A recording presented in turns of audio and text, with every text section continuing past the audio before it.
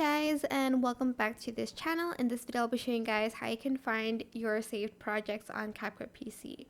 So for instance, you're on a project right now and you want to view all the projects that you've made. You don't need to close it and open it again, like close CapCut, so that it opens up the home page. You can just simply select the menu and select back to homepage, and here is where you are going to be able to find all your projects. I only have one currently, that's why it only shows one, but that's where you can find your project. You can rename it here, you can duplicate your project, you can upload it to the cloud and stuff like that, and you can even delete your projects here. So just click on the project that you saved and you want to edit, and that's where you can basically find your saved projects.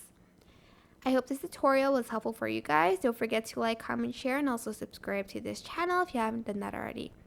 If you have any questions, just leave it in the comment section down below and I will try my best to answer them all for you guys.